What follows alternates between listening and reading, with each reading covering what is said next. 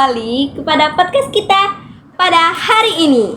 Saya selaku pembawa acara bernama Salazar Fapipa dan narasumber kita. Halo, perkenalkan nama saya Anissa Yunita.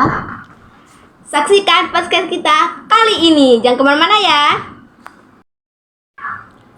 Nah, jadi kita berdua duduk di sini. Kita akan membicarakan tentang sikap orang Sumatera nih guys.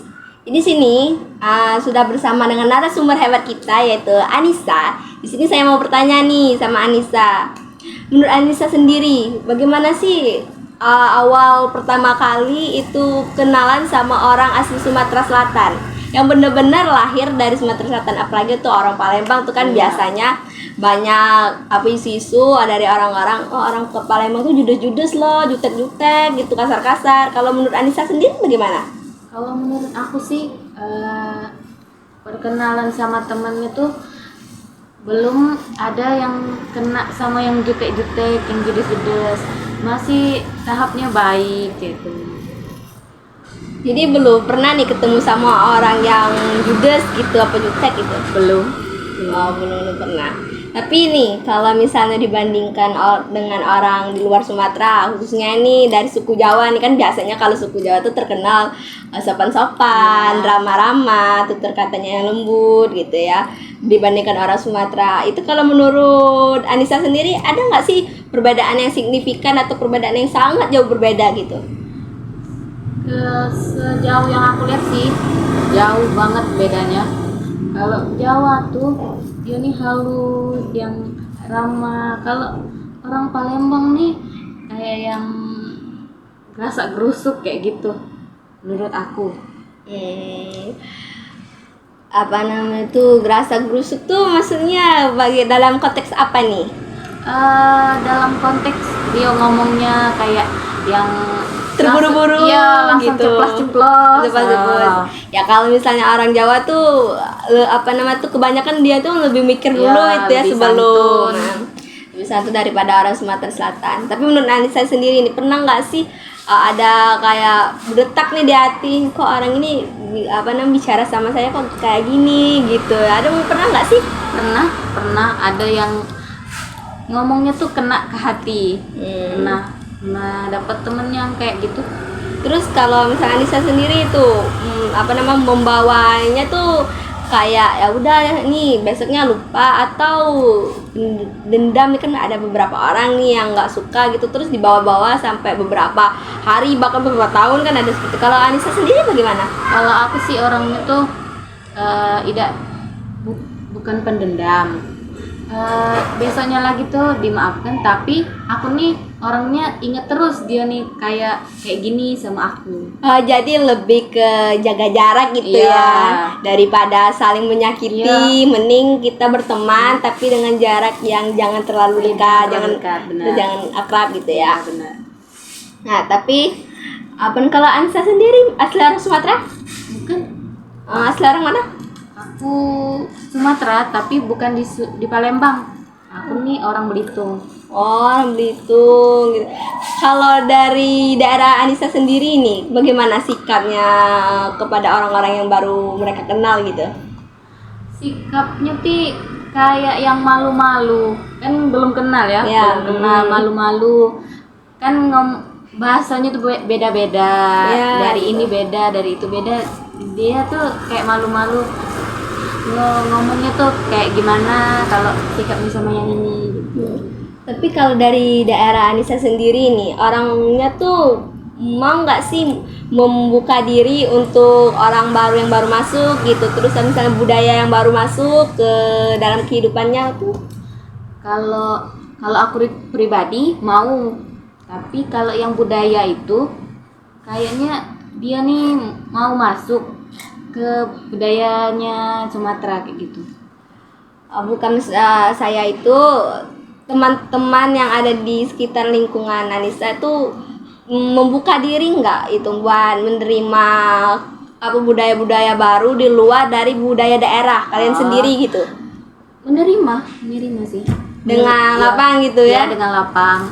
Kan kita belajar juga ya dari bahasa-bahasa, kan tidak harus dari bahasa kita sendiri gitu. Ya soalnya kan ya tahu sendiri kalau misalnya orang Sumatera tuh biasanya lebih ke keras kepala, Iya. terus tuh lebih apa namanya tuh mereka tuh mempertahankan prinsip mereka kalau budaya mereka tuh lebih bagus Iya. daripada yang lain. Tapi Iya. kalau di daerah Anissa sendiri tidak berlaku sikap seperti itu. Tidak. Tidak. Tapi pernah nggak sih ketemu sama orang yang kayak gitu? Kayak misalnya nih ya, Anissa sama dia kan beda pulau nih. Iya. Otomatis ya beda kebudayaan, beda kebiasaan. Terus tuh Anissa tuh membawa kebiasaan dan budaya Anissa ke orang ini gitu. Terus orang ini nih bilang, "Ih kok kamu aneh sih," gitu, atau berbicara yang tidak mengenakan lah tentang budaya Anissa. Pernah nggak sih ketemu orang kayak gitu? Kalau di ini belum pernah. Seumur hidup belum Iya, ya? belum. Kalau di kampus sendiri itu kan bermacam-macam tuh ya, apa teman-teman dari berbagai daerah. Bahkan mungkin ada juga yang di luar suku Iya. Sumatera kan. Iya. Itu kalau Anissa sendiri menanggapinya apa juga berbeda-beda. Kalau misalnya nih Anissa lagi berbicara dengan orang asli Sumatera ya, seperti saya juga Iya. asli orang Sumatera kan. Iya. Itu berbeda nggak sih sikap Anissa terhadap orang yang beda suku seperti Jawa atau Sunda yang ada di kampus Anissa, atau sama saja gitu? Berbeda tergantung orangnya. Kalau orang itu ngomongnya lemah lembut kayak gitu, berbeda sih menurut aku. Contohnya kayak gimana? Mungkin nih ya teman-teman sekalian itu tuh mau apa sedikit belajar gitu nah dari Anissa. Bagaimana sih menanggapi apa namanya tuh sikap dari beberapa suku yang ada di Indonesia, kan ini berbeda-beda kan sukunya kan. Nah, bagaimana Anissa? Ininya sih lebih ngomongnya tuh sopan. Kita nih mengerti sikapnya tuh, oh dia nih orangnya kayak gini, oh aku nih harusnya kayak gini, kayak gitu. Ini ya kalau misalnya masalah sikap, terkadang ya sikap kita itu kan tergantung kali mood. Iya. Terus tuh ya ada problem-problem dari luar juga, Iya. itu bisa mempengaruhi sikap kita sehari-hari. Nah, pernah nggak sih misalnya nih kamu tuh mau berbuat baik, ini mau negar orang itu, tapi karena mood kamu lagi berantakan atau lagi ada masalah di luar konteks kalian berdua, itu lagi membuat kamu itu bersikap agak sedikit gimana gitu ya terhadap dia. Pernah nggak gitu? Pernah. Di aku pribadi pernah. Terus kalau misalnya tanggapan dia sendiri bagaimana kalau melihat Anissa yang seperti itu? Kalau tanggapan dia sendiri sih diem ya. Kan aku nih kalau orangnya tidak mood pasti aku diem. Jadi temen aku tuh ngikuti juga, dia diem juga kayak gitu. Oke. Kalau misalnya nih ya ketemu orang yang mutannya tuh berbeda, terus tuh kamu juga itu lagi mempunyai masalah yang cukup rumit juga ya di hidup ya, yang di luar konteks kalian berdua. Itu kan pasti kan diam-diaman itu ya, canggung pasti. Bagaimana sikap Anissa itu bisa untuk mencairkan lagi suasana? Kalau aku ngajak ngobrol atau ngajak bercanda kayak gitu, terus bahas-bahas yang tidak menyinggung masalah dia di ini dia hadapi sekarang. Contohnya bagaimana? Misalnya nih ya, aku ada punya masalah nih, mood aku lagi nggak bagus, kamu juga lagi nggak bagus nih moodnya. Terus kita diem-dieman gitu. Bagaimana kamu pertama kali negor, nyapa awal-awal itu? Pasti kan canggung tuh, bingung ya kita. Bingung kita. Apa sih yang harus dimulai percakapannya? Sedangkan mood kita sendiri juga kita lagi nggak bisa dikondisikan gitu. Iya, benar. Kalau aku sih negornya tuh kayak yang sehai kayak gitu nah. Sehai. Diajak ngomong yang dia suka ngomong, yang dia kena di hati kayak gitu. Ya. Ya, itu apa nama tuh lebih ke sharing-sharing santai Iya. gitu ya, canda-canda, atau kalau misalnya biasanya cewek-cewek tuh ngerumpi Iya, gitu ya. ngerumpi. Itu kan kesenangan dia kan. Jadi biar bisa mencairkan suasana. Iya. Jadi kalau misalnya suasananya udah cair baru nih masuk, Iya, masuk. ke obrolan yang lebih serius lagi iya. gitu. Kalau misalnya nih apa namanya tuh kan setiap umur kan berbeda ya cara menanggapinya. Dari umur sekian harus kayak gini, dari umur sekian harus kayak gini. Pernah nggak di dalam benak Anissa tuh terpikir, Cak, kenapa sih harus kita yang mengerti orang lain gitu? Kenapa nggak orang itu ngerti kita? Kan biasanya kan banyak ini ya, apalagi remaja. Iya, remaja. Remaja tuh biasanya berpikiran, pola pikirnya tuh kayak Masih belum mateng. belum mateng gitu kan. Mereka berpikir kayak, kok harus aku yang selalu mengerti mereka, kenapa nggak mereka ngerti aku? Pernah nggak sih kalau Anissa berprinsip seperti itu? Pernah. Kalau aku sih pernah. Soalnya tuh banyak temanku tuh kayak gitu, harus ngerti perasaan dia kan. Nah, terus aku nih kapan di ngerti kan dalam benak hati ya. Kayak gitu. Terus tuh kalau misalnya nih kita kan nggak bisa nih ya apa nama itu selalu dimengerti orang lain. Nah jadi untuk Anissa menghilangkan sifat seperti itu bagaimana? Kalau aku sih Biar pikiran seperti itu tuh hilang gitu. Nah kalau aku sih ini berpikiran positif kayak nggak usah dipikirin lagi yang itu. Mungkin menurut dia tuh aku nih bebannya nggak banyak. Nah, menurut dia bebannya nggak banyak, jadi dia nih harus cerita semuanya ke aku. Aku nih harus nanggapi cerita dia nih kayak gini. Nah, aku nih kayak nanggung beban dia juga. Gitu. untuk masalah sikap nih, untuk menumbuhkan sikap cuek kayak merasa kayaknya nih orang perlu kita nih gitu ya. Bagaimana sih menumbuhkan sikap seperti itu? Kita tahu nih ya zaman sekarang, remaja zaman sekarang tuh pasti berpikiran kayak apaan sih akunya yang di ngertiin gitu, kenapa nggak aku yang di ngertiin gitu ya. Pasti teman-teman di rumah juga seperti itu ya kan. Ya karena saya pribadi sering merasa seperti itu. Nah baru kali ini saya mendapat informasi gitu ya dari Anissa, narasumber kita pada hari ini, itu bahwa bisa loh sikap seperti itu ditumbuhkan. Nah untuk Anissa kasih tahu nih trik and triknya untuk pemirsa yang di rumah gitu. Bagaimana sih trik and triknya? Kalau aku pribadi sih ya ini dia nih kalau hati aku lagi mood baik kayak gitu, aku nerima dia nih kayak curhat ngobrol, aku nih kayak gini. Tapi kalau mood aku nih kurang baik, aku nih setengah ada yang nerima, setengahnya tidak kayak gitu. Bentar, kalau misalnya dalam konteks setengah ini ya nerima atau tidak tuh bagaimana? Kalau setengahnya tuh kayak yang setengahnya nyambung, setengahnya tidak nyambung. Dia nih maunya apa kayak gitu. Jadi kalau misalnya nih ya ngertiin orang yang kayak gitu gimana? Menurut aku pribadi sih apa ya di ini ke aja dinyambung ke dia nih senengnya aku kayak gitu. Padahal kita tahu sendiri ya guys ya, ngertiin sifat dan mood cewek itu sangat susah nih. Terus kita sendiri cewek yang nggak bisa ngerti mood kita, kita harus ngertiin mood orang lain, mood cewek lain gitu ya. Nih yang lawan jenis aja itu biasanya nyerah, apalagi kita sesama perempuan. Nah jadi ini ya konteksnya tuh kayak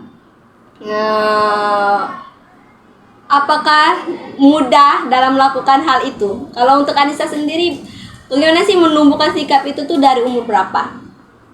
Kalau aku dari umur ini masuk SMA gitu, SMA. Jadi kalau apa nama tuh di SMA sendiri sering ketemu orang yang seperti itu? Sering banget. Kalau misalnya Anissa sendiri nih, ada nggak sih teman yang bener-bener ngertiin Anissa gitu? Tanpa kita tuh harus apa namanya tuh menjadi orang lain di depan mereka, itu pernah nggak sih? Ada nggak gitu? Ada temen yang kayak gitu, ada banyak.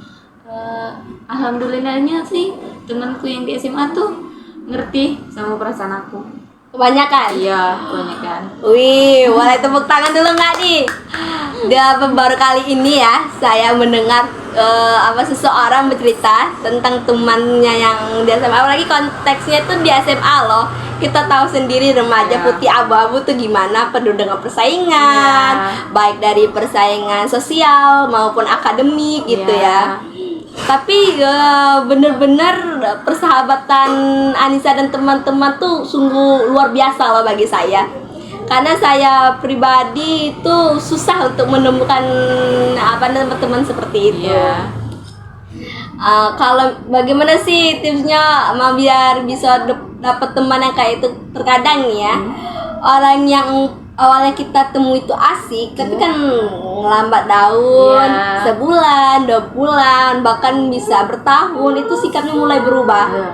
Jadi kalau misalnya Anissa sendiri bagaimana sih melihat orang, kayak ini ya, ini enak nih diajak berteman, ini enak nih diajak di sahabatan, atau ini kayaknya agak susah nih ngertiin moodnya kayaknya nggak dulu dah untuk akrab gitu.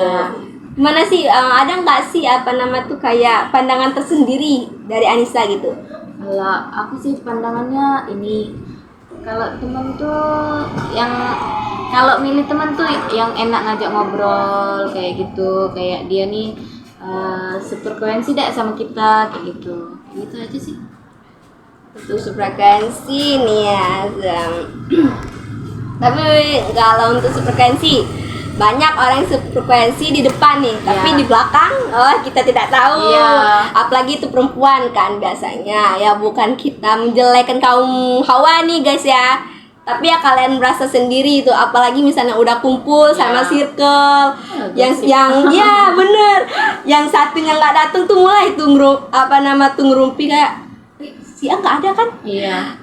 Terus dia tadi seperti ini nih gitu. Kalau misalnya di pertemanan Anissa sendiri kayak gitu nggak? Kadang-kadang sih ada ya.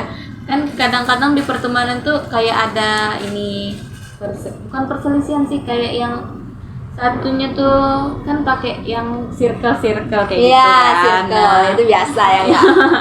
Kayak gitu. Terus dia nih yang satu sama yang ini tuh bukan masalah sih, kayak beda pendapat kayak gitu. Nah, kalau dia tidak ada, yang satunya ceritain ke aku kayak gitu, kayak yang lagi ngumpul-ngumpul. Cerita, tapi nggak ada ya saling bicarakan satu sama lain.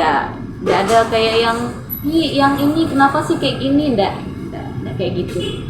Nah guys, jadi dari cerita Anissa nih ya, sedikit yang kita bisa ambil bahwa nggak semuanya di pertemanan itu bullshit loh guys. Sepertinya yang dialami oleh Anissa sendiri itu, dia mendapatkan teman-teman yang super duper baik, terus tulus. Sebenarnya buat cari teman yang tulus itu agak susah ya. Susah emang. Apalagi ya di Indonesia, tahu sendiri lebih banyak kasus pembulian daripada kasus yang seperti yang Anissa alami gitu ya. Terus untuk menjaga keakraban nih, pasti kan sekarang kan jarang temu kan sama teman SMA. Jadi bagaimana sih biar tali silaturahmi itu tidak putus gitu, walaupun kita jarang ketemu, jarang chattingan, ya pasti kan punya masalah sendiri-sendiri kan untuk sekarang. Ya kalau aku sih mulai percakapan dulu ya sama teman-teman gitu tuh. Kayak yang kalau dia ada senggangnya kita telepon kayak gitu ya, di ngobrol-ngobrol. Itu pasti kumpul semua. Kalau misalnya telepon nih pasti nyambung semua, atau ada nih salah satu yang sibuk gitu? Ini aku sih nyambung semua. Iya. Bisa semua ya di DM itu. Nah guys, untuk kalian ya yang dari tadi sudah menyimak podcast kita pada hari ini, itu kita bisa mengambil pelajarannya bahwa teman yang seperti itu, yang tulus, baik itu masih ada guys. Jadi buat kalian yang mempunyai masalah pertemanan, itu udah nggak usah khawatir karena semuanya itu punya masanya masing-masing ya. Betul seperti itu ya Anissa. Dan tadi udah dibagi juga tips and triknya ya untuk memilih pertemanan itu yang bagaimana. Nah, kalau ini untuk pesan terakhir nih sebelum podcast kita tutup nih Anissa ya. Apa sih apa pesan Anissa buat teman-teman yang di rumah untuk masalah pertemanan, pergaulan atau lagi menyikapi beberapa watak atau sifat manusia gitu? Kalau pesan aku sih ya, lebih membuka diri.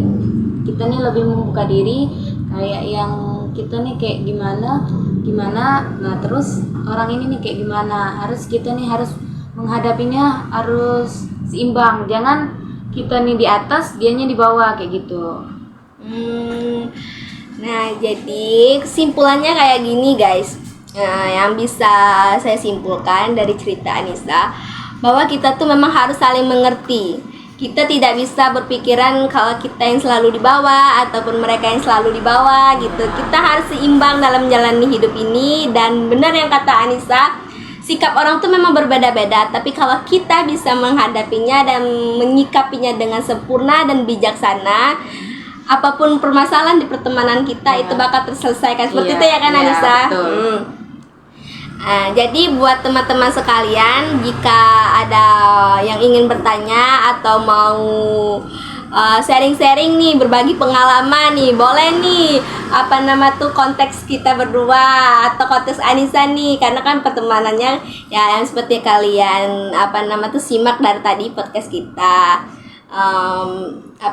Nanti untuk informasinya dari Anissa nanti ditaruh di link yang di bawah ya guys. Terus tuh untuk kami berdua itu pamit undur diri dan mohon maaf bila ada salah kata nih, atau selama vlog dari tadi yang kami lakukan itu ada salah perbuatan, perkataan ataupun menyinggung salah satu pihak, itu mohon maaf sebesar-besarnya kepada Allah. Kami mohon ampun. Saya Salazar Papipa sebagai pembicara dan ini narasumber kita. Saya Anissa Yunita. Kami pamit undur diri. Wassalamualaikum warahmatullahi wabarakatuh. Dadah guys. Halo guys, kembali lagi di podcast kita pada hari ini dengan saya moderator Anissa Yunita dan narasumber kita Salazar Papipa. Hai guys. Halo, selamat menyaksikan ya. Oke, di sini kita akan membahas tentang topik gimana sih menyikapi sikap dari orang Sumatera. Sela ini kan orang Sumatera kan? Iya, betul betul sekali Kak Anissa. Gimana sih cara Sela menyikapi orang Sumatera tuh kayak gimana kayak gitu? Sebenarnya sih ya, kalau untuk salah pribadi menyikapi orang Sumatera itu memang agak perlu tenaga ekstra nih ya kayak maaf karena selama pengalaman Sela gitu untuk masalah pertemanan itu kurang baik Kak. Jadi Sela sendiri itu punya pengalaman namanya dibully. Jadi ya dibully waktu SD itu Kak, SMP juga masih berlanjut tapi tidak separah di SD sih Kak. Memang agak susah dalam konteksnya tuh gimana ya? Kita tuh udah diam, nggak banyak ucap misalnya membahas Palembang itu udah banyak ucap ya. Masih dibawa ke permasalahan ini, permasalahan itu gitu Kak. Kalau ini ya gimana sih cara Sela menyikapinya tuh kayak gimana? Kan kita kan pernah dibully sama dia kan. Nah, gimana sikap Sela menanggapi dia kayak gitu? Ada sih dendam pribadi Sela kayak gitu? Aduh, masalah dendam ya Kak ya. Sebenarnya kayak dalam untuk masalah dendam, memang sih banyak orang yang bilang tuh dendam tuh nggak boleh, nggak bagus. Benar. Tapi rasa sakit dibalas maaf itu menurut Sela pribadi itu tidak wajar Kak, tidak adil. Karena setiap manusia itu kan punya namanya hak gitu. Jadi selama manusia itu sendiri telah melakukan kewajibannya, maka manusia lain itu juga mempunyai kewajiban untuk memberikan hak manusia itu sendiri. hak sosial gitu. Iya. Jadi kalau untuk masalah pembulian itu ya jujur dari Sela yang paling dalam itu ada rasa sedikit dendam atau bila itu kita tuh susah untuk melupakannya gitu Kak. Iya. Kalau ini dia kan sudah mau berteman gitu ya sama kita. Nah, gimana sih sikap Sela nih menanggapinya? Menurut Sela nih dia nih baik sama kita nih, cuman mau minta maaf sama kita atau mau berteman sama kita kayak gitu. Gimana sih? Kalau misalnya dia mau ke cara menanggapi nih Kak ya, kalau orangnya itu memang benar-benar minta maaf sama Sela, mau konteksnya itu bermain, bercanda, atau benar-benar tulus asal dia minta maaf sama Sela, masih Sela maafin. Kalau misalnya mereka mau ngajak main, ya masih Sela tanggepin, Sela masih peduli gitu ya. Ibaratnya tuh masih ada rasa simpatik lah Sela terhadap mereka. Tapi ini di lain sisi, kalau mau Sela duluan yang ngajak mereka bicara atau mau duluan ya negor gitu, say hi sama mereka tuh kayak nggak dulu deh, itu ada kontak di dalam hati di Sela dalam tuh hati kayak belum ada niat yang maaf kan benar kayak gitu ya. Tapi lebih ke ranah trauma sih Kak. Iya. Trauma yang bener-bener berat gitu. Gimana sih Sela ini menghilangkan trauma kayak gitu? Aduh, kalau untuk masalah ngilangin trauma nih Kak ya, jujur Agak susah ya. susah, yang bener-bener susah. Karena Sela untuk jadi Sela yang sekarang aktif di kampus, terus tuh berteman dengan semua kalangan manusia dari jurusan luar, bahkan ada pula dari universitas luar gitu ya, di luar universitas Sela gitu. Itu tidak mudah Kak perjalanannya, dan juga Sela tuh perlu yang namanya support system. Siapa sih support system Sela ya guys ya? Kita kan dengar cerita Sela nih ngebully. Nah, siapa sih seorang support systemnya? Boleh gak sih tahu kita? Aduh, bagaimana ya Kak ya, mau jujur ya nih ya. Jujur ya guys ya. Kalau untuk support system sih lebih ke awal-awal itu sih temen cowok. Nah, teman cowok guys, dengar itu. Karena kan yang bully Sela tuh kan cewek nih, jadi otomatis Sela tuh agak trauma untuk berkenalan sama cewek. Jangan kan untuk berteman, mereka nyapa Sela aja itu Sela masih apa sih mau mereka sama apa lagi gitu, nggak puas gitu, membuat aku sakit gitu. Tidak puas apa membuat aku dibully gitu, rasa ada pertanyaan. Jadi otak Sela, makanya Sela cari support system itu dari teman cowok awalnya gitu. Gimana sih awal ketemunya Sela? Kan cowok sama cewek kan sikapnya tuh kan beda-beda. Apalagi kita nih kan ya guys ya, traumanya tuh berat. Kalau kayak yang nyakiti kan, cowok ini kan agak beda. Terus sering nyakiti kayak gitu. Kayak gimana sih menurut Sela? Awal-awal pertama temu sama dia tuh sih benar sih kata ada rasa takut juga kan kenalan sama cowok gitu. Awalnya itu dari pelajaran Kak. Jadi tuh aku sama dia tuh satu SMP, satu kelas juga. Jadi dia tuh awalnya tuh nyapa Sela tuh ya layaknya teman biasa. Awalnya Sela tuh juga kesel sama dia. Karena apa? Ya keselnya tuh kayak gini loh Kak. Kan ada pemilihan ketua kelas. Iya. Nah, Sela tuh tipe orang yang nggak mau kalah. Oh iya. Jujur, kalau misalnya masa remaja ya, sekolah menengah gitu, sekolah dasar itu Sela paling nggak mau kalah. Karena Sela nggak mau kalah aja orang masih ngebully, nginjak-nginjak tuh masih ada. Jadi Sela tuh paling nggak mau kalah. Apalagi soal akademik. Jadi dia tuh kami kan pemilihan ketua kelas nih kayak.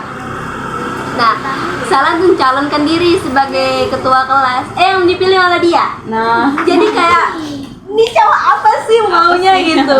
Apa sih maunya? Gitu mau ngajak perang nih ya. Terus tuh kenalan, terus tuh dia negor Sela duluan kayak kalau apa namanya bahasa Batu Raja aja kayak soalnya saya Ya. dari Batu Raja. Boleh kok, boleh ya guys. Jadi dia negur salah katanya tuh. Ngapa katanya tuh? Kesel kalah pemilihan ketua tadi gitu. Dah sobat.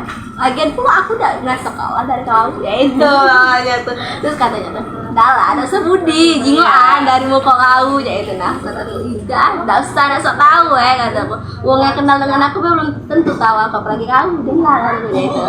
Nah dari konteks bermain, dari konteks apa namanya tuh pembelajaran, sampai dia pernah bertanya kayak gini sama saya. Kenapa sih apa namanya tuh Sela tuh selalu melakukan apa-apa tuh sendiri kak? Misalnya kelompok nih kak ya. Ya. Kan apa nama tuh dan apa nama konteks sekolah tuh kan pasti ada namanya kerja kelompok. Untuk kelompokan. Apa makalah, Ya. apa masalah kerajinan, PPT PPT segala macamnya kan. Sela tuh lebih apa namanya tuh lebih ke arah kayak sudah Sarah nggak mau apa nama tuh menghubungi orang. Iya. Jadi Sarah bekerja sendiri. Ya, harus orang itu yang hubungi kita ya. Jadi kalau misalnya pagi-pagi ya besoknya itu orang tuh negor Sarah gitu. Sal, mana tugas? Sudah apa? Sudah kok. Kok kau tidak menghubungi aku? Ya kau tidak menghubungi aku. Iya. Suruh aku menghubungi aku. Kan dia yang perlu sama kita. Kenapa kita harus ngubungi dia kan? Benar. Gitu, prinsip Sela dulu kayak gitu. Nah terus Sela jawab kayak gitu kan sama yang teman cowok Sela tadi tuh. Terus dia jawab kayak gini, Sel katanya, manusia itu tuh makhluk sosial. Ya. Jadi pesan pertama tuh manusia itu adalah makhluk sosial. Dianya tidak bisa yang namanya berdiri sendiri. Iya, benar. Dia itu. Terus apa Sela bilang kayak gini, Sela masih ngebantah kayak apa? Enggak semua makhluk sosial itu perlu orang loh. Ya. Buktinya Sela bisa kok apa nama tuh ngerjain tugas Sela sendiri atau apa-apa sendiri. Sela nggak perlu mereka. Terus kayak saya dulu punya prinsip how do you do. Artinya itu kayak kalau apa yuk enggak Sudah. ya nah. Jadi uang perlu aku ya marah. Kalau Iya. nggak perlu sudah. Aku udah perlu mereka. Iya, benar. Sampai apa namanya dia nih tadi tuh menyadarkan aku tuh kayak gini. Ada suatu posisi Sela itu memang bener-bener perlu dia. Nah, dalam konteks pelajaran Sela tuh dari zaman sekolah itu nggak bisa bahasa Inggris. Sela tuh lemah sampai sekarang tuh lemah yang namanya bahasa Inggris. Iya, memang susah bahasa Inggris. Susah kan. Jadi deadline-nya tuh tinggal beberapa jam lagi tuh. Iya. Saya bingung ini. Titik mana ya gitu ya. Bahasa Inggris nih bingung aku. Kalau menghubungi ini dijawab enggak ya gitu. Jadi Sela nih coba menghubungi teman Sela yang akrab. Sela tuh sebenarnya walaupun enggak terlalu banyak orang-orang yang Sela kenal, yang Sela akrab, tapi Sela tuh mempunyai beberapa sahabat karib gitu ya. Jadi Sela menghubungi mereka katanya, "Hai guys, sudah belum sih kalian tuh bahasa Inggris?" Mereka jawab, "Belum," katanya saya itu. Tapi kalau misalnya aku tahu dari anak kelas Sela katanya, si itu ngomong ke yang cowok tadi itu sudah bahasa Inggris. Katanya, "Kan kok deket tuh kan sama dia," saya itu kataku. Terus Sela jawab, "Enggak Sela enggak akrab lah sama dia," gitu. Terus dia jawab, akrab. Katanya gitu. Akrab katakannya cek itu apa biasa kan menjalankan kelas gitu. Katanya tuh, "Ayo Sel," katanya tuh, "hubungi dia," cek itu minta. Katanya tuh, "Biar kami juga bisa nyontek," gitu kan cek itu. Terus aku bilang enggak mau. Salahnya nggak mau ngubungin dia gitu. Nanti dicuekin gimana? Katanya tuh enggak. Coba aja dulu kata kamu. Ya sudah, dari Sela ngubungin dia.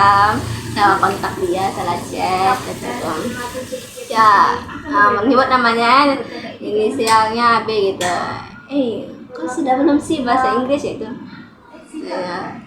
Terus dia jawab pertama kali kayak gini, katanya si Sela Zapa Afifah tuh nggak perlu orang nih ya. Katanya tuh nggak perlu nih. Makan omongan sendiri ya. Bener kak. Di saat itu tuh kayak ini anak bahas dendam apa tuh gimana gitu kan.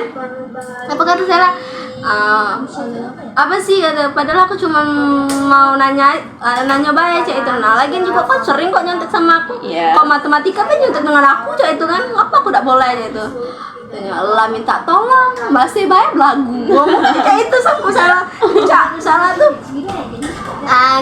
salah deh gitu ya sama dia tuh sejarah tuh coba ngelembahin diri, coba berpikir dengan lebih jernih lagi. Kayak saya ngomong sama dia waktu itu, Stella minta maaf kalau misalnya membuat kau rasa tidak nyaman selama berteman sama Stella.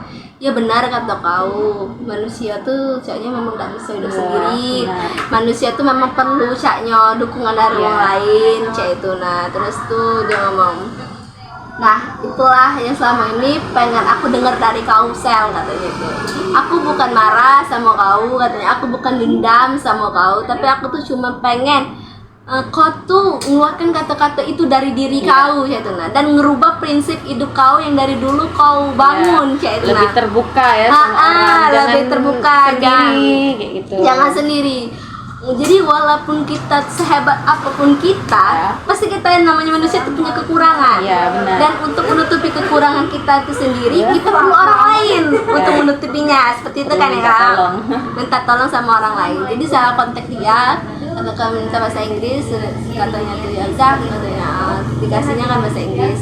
Terus pas di sekolah dia ngobrol salah, katanya cak mana? Paseh, nah maka prinsip yang lama aja itu kataku ngomong ini kayaknya tidak lagi deh kataku, maaf ya kataku selama ini sikap Stella sama kau agak cemana aja itu tidak apa-apa katanya. Aku tahu kok katanya latar belakang kau yang kena bully, aku tahu trauma kau terhadap kawan. Dia ngerti, dia jujur teman yang bener-bener ngertiin Stella tuh. Stella memang punya sahabat kayak tapi sahabat Stella tuh malah ngedukung prinsip Stella gitu. Asal Stellanya nggak nangis, asal Stella nggak merasa tersakiti, mereka diam aja gitu terhadap prinsip Stella yang salah tadi. Nah barangkali itu Stella temu orang yang memang benar-benar merubah prinsip Stella itu dari 0 ke 360 derajat. Itu sangat berbeda, berubah ya. Sangat berubah. Kalau kenal sama dia langsung berubah kan? Langsung berubah. Jadi Stella tuh punya prinsip baru gitu kan ya. Kenal dari dia, terus katanya aja aku ngomongin cerita-cerita sama dia, terus aku ngomong mana sih bisa gak sih kau ngajari aku mana sih ya mau kau tidak takut gitu ya nyapa orang duluan. Apalagi kan kita pernah trauma berat kan sama orang. Trauma berat tuh susah buat dihilangkan. Jadi dia bilang kayak gini, selama orang itu tidak nyentuh fisik gak usah ditanggapi. Tapi kalau dia nyentuh fisik, balas ke fisik. Iya benar. Nah, jadi kalau selama orang itu tidak ke fisik sudah diam be. Terus maju ke depan, jangan pernah noleh kiri kanan. Tapi ingat, jangan pernah nutup diri untuk uang yang peduli sama kita. Kayak gitu ya. Masih tidak sih berhubungan sama support sistemnya nih? Boleh kita tahu sih guys ya, kakak Stella nih kan kayak gimana sama support sistemnya sekarang? Apa masih berteman? Apa masih tidak lagi? Apa cuman chat-chatan kayak gitu? Gimana kakak Stella? Kalau untuk sekarang kan ya, karena Stella kan di Palembang, sedangkan dia di Batu Raja, jadi memang nggak pernah temu lagi. Udah berapa bulan semenjak kuliah memang nggak pernah temu. Kalau untuk chattingan, video call itu masih, walaupun yang nggak sesering dulu karena kan konteksnya ada kesibukan ya. Nah, soalnya kan dia juga udah bekerja sekarang. Sedangkan dia milik kerja, Stella milik kuliah, jadi punya kesibukan masing-masing lah.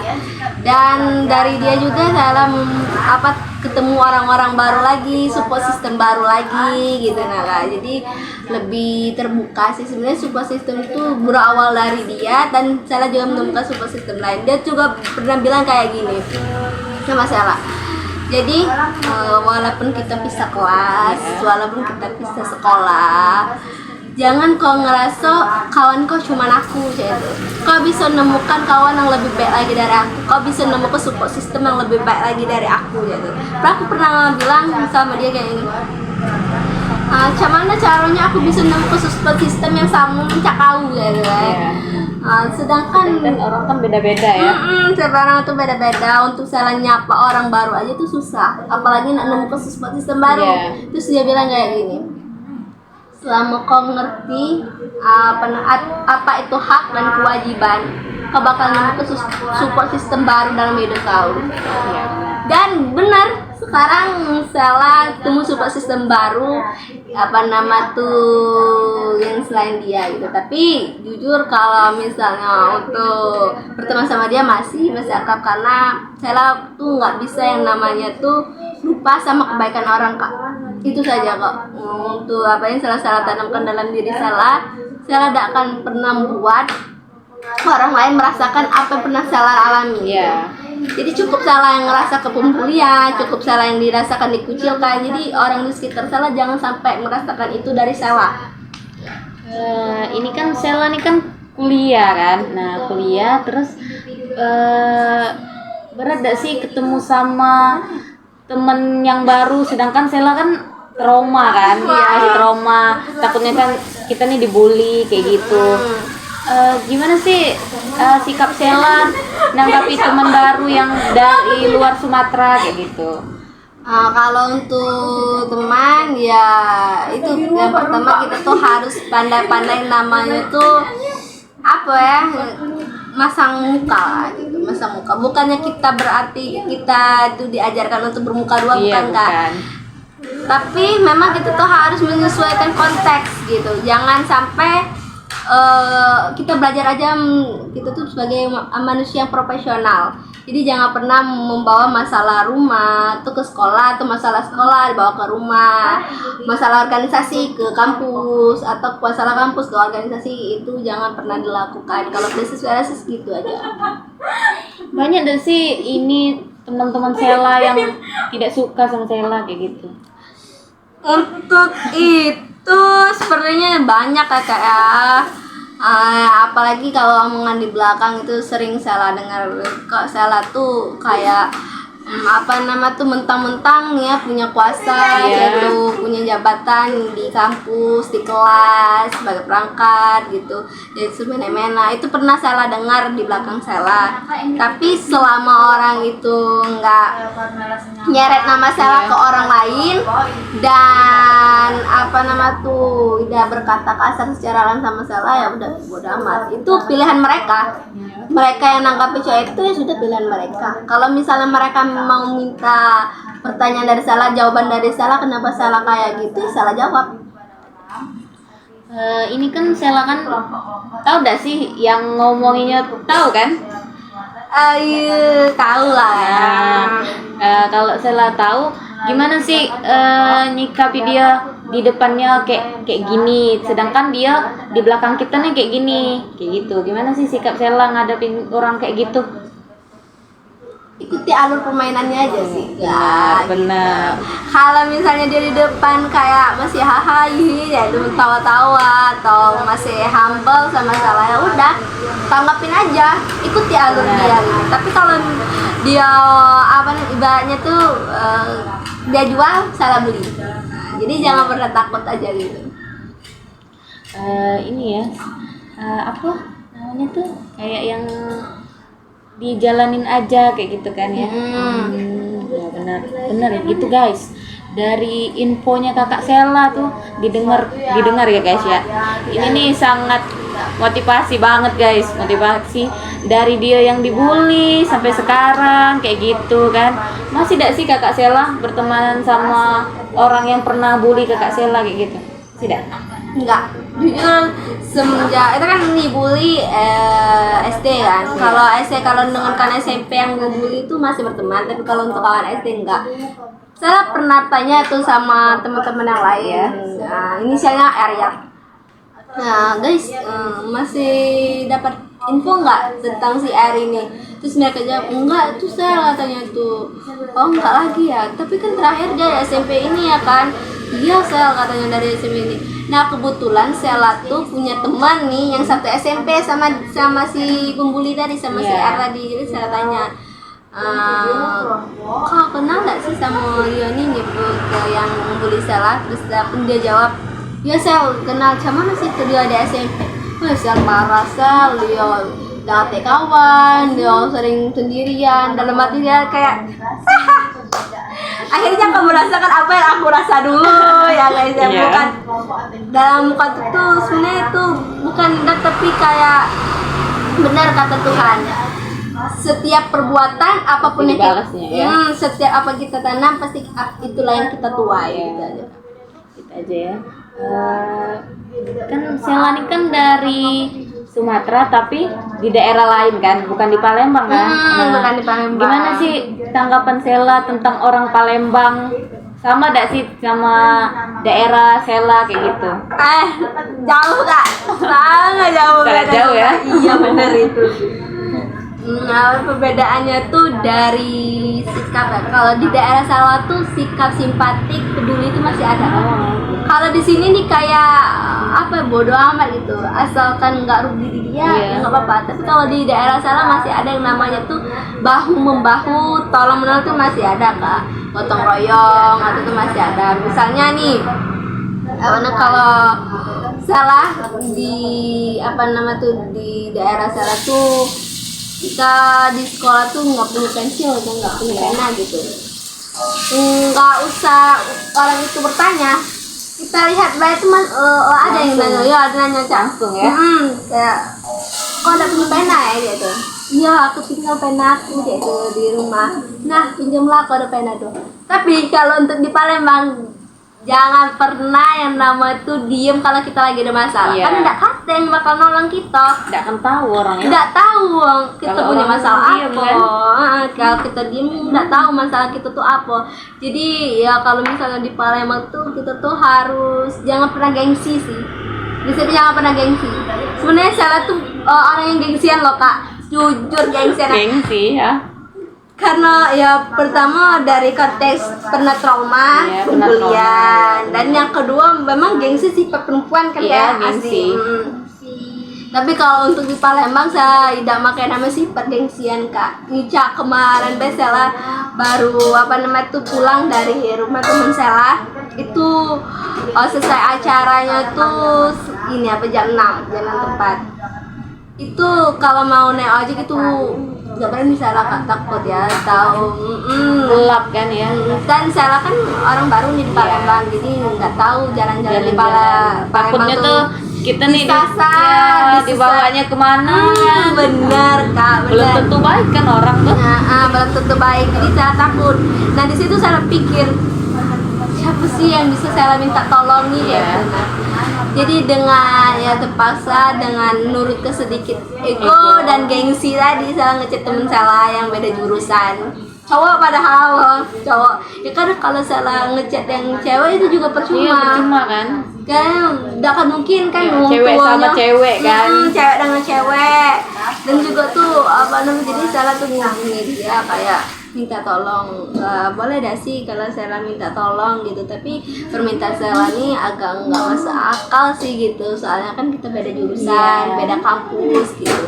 Terus dianya bilang kayak ya nggak apa-apa, sebutin aja dulu apa yang mau Sela minta tolong itu, tapi bisa dipertimbangkan dan bagi dia kayak gitu. Terus dia bilang mau nggak antar jemput Sela tuh di rumah teman kata. Terus kalau mau balik nih nggak berani kalau naik ojek, apalagi di saat itu tuh kemarin tuh uang yang didapat Sela tinggal 10.000 Kak. Jadi kalau misalnya kita ada duit agak banyak kan enak itu gitu ke tukang ojek, Kak ke sini berapa Sela bayar tapi dengan kata tuh selamat sampai rumah kan enak. Kita punya modal yang pas-pasan ya. Selangga kita tuh yang nyaman, aman sampai dengan selamat kan susah gitu Kak. Jadi kayak ada katanya tuh kayak ya udah aku bisa bantu katanya, tapi aku ada kerjaan, saya lagi ada kerjaan, tapi mungkin katanya tuh sekitar jam 10 selesai. Gak mana katanya masih nunggu dah. Terus ya nggak apa-apa asal ini sampai kau setengah selamat gitu. Soalnya kalau misalnya kamu ibaratnya tuh nak macam-macam masih bisa ada tempat aduan Kak. Soalnya keterikatan kampus kan. Nah, kalau misalnya orang yang nggak dikenal, kita nggak tahu sama siapa. Iya benar. Ibaratnya kayak gitu. Sebenarnya sama-sama beresiko, tapi resikonya itu masih bisa dipertimbangkan gitu Kak. Sama mahasiswa kan. Iya. Kalau orang lain kan susah. Susah meminta tanggung jawaban kalau ada apa-apa gitu. Di sana itu dan tuh ternyata dia juga mau sama Salana itu prinsipnya. Kalau kita di Palembang tuh turun yang namanya ego dan gengsi itu memang harus benar-benar diturunkan Kak.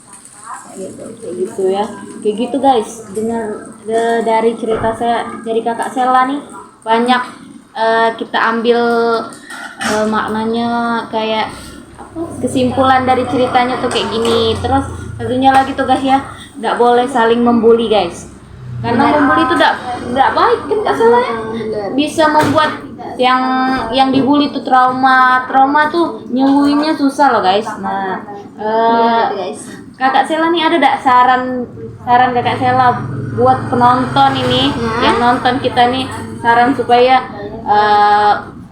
menumbuhkan rasa tidak trauma lagi, terus sikapnya terhadap wilayah baru, kayak daerah-daerah baru kayak mana, kayak sikap menyikapi teman-teman yang baru kita kenal tuh kayak gimana sih? Saran nih buat yang nonton kan. Nah, jadi guys, kalau untuk penyembuhan trauma, jujur itu tuh dari diri kita. Kalau diri kita mau terbuka dengan orang lain, kita bakal sembuh dengan cepat. Tapi kalau kita masih memegang prinsip kita yang pertama, itu berdiri sendiri, kita bakal terus dihantui dengan rasa trauma itu sendiri. Jadi dari salah itu kalian harus lebih untuk membuka diri kalian, tunjukkan bakat kalian, bahwasanya kalian itu punya yang namanya potensi dalam diri kalian. Apa terserah orang mau bilang apa, itu terserah mereka, asal ingat satu hal, jangan pernah yang namanya itu menyakiti fisik. Kalau misalnya mental itu memang lebih berbahaya kan untuk apa nama tuh konteksnya daripada fisik, tapi Nyembuhinnya susah kan kalau mental tuh ya. tapi kalau kita bisa menyikapinya dengan bijak, itu itu kan hanya sekedar perkataan ya guys. Kalau kalian bisa menyikapinya dengan bijaksana, dengan dewasa, itu tidak perlu diambil pusing dan ya udah cuek aja gitu. Orang mau berkata apa ya silakan, yang penting saya maju. Iya benar itu. Kita harus tetap maju ke depan. Kita punya poin dan kita punya yang namanya tujuan ya. Oke, saya kuliah di Palembang di sini, tujuan saya mau dapat gelar ini. Saya harus mengejar cita-cita saya. Jadi kejar aja cita-cita kalian gitu. Jangan dengarkan ya omongan orang-orang di sekitar. Karena omongan orang tuh kadang-kadang tuh tidak mikir perasaan hati kita kan. Nggak akan bakal mikir perasaan kita tuh apakah terluka, tersakiti. Mereka tuh nggak akan pernah mikir itu guys. Jadi ya cobalah untuk membangun potensi diri kalian sendiri, terus membuka diri dan turunin ego dan gengsi kalian sedikit aja. Itu ya memang susah untuk perempuan ya, tapi kalau misalnya kalian bisa mencoba sikap itu, maka kalian bakal mendapatkan yang namanya pelajaran yang sangat berharga dalam hidup. Terima kasih Kakak Sela ya untuk informasinya, sangat menginformasikan penonton yang nonton ini ya guys ya. Untuk podcastnya hari ini sekian dulu ya guys ya. Nah, nanti kalau ada yang ingin ditanyakan boleh kontak yang di bawah, terus kontak Kakak Sela kalau mau informasi yang lebih lanjut tentang sikap kayak gimana menanggapi sikap orang yang membuli, sikap kita terhadap orang baru kayak gimana ya guys ya. Saya rasa cuma ini ya guys ya. Kita akhiri dulu ya podcast ini. Kalau kami berdua ada salah kata, mohon maaf, dan pada Allah kami mohon ampun. Kami akhiri dengan saya moderator Anissa Yunita dan kakak ini siapa? Saya Sarah Jalpa Bebas sebagai narasumber. Kami berdua pamit undur diri. Wassalamualaikum warahmatullahi wabarakatuh. Hai guys.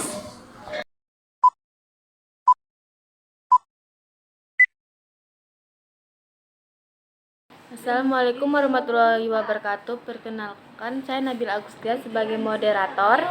Saya sebagai tamu Dani Juniarti. Saya sini membahas tentang norma, tentang teman baik. Oleh itu Kak Nelly, apa sih menurut Kakak tentang norma hakikat manusia? Hakikat manusia itu setiap manusia memiliki keunikan dan ciri khas tersendiri. Tidak ada manusia yang persis sama.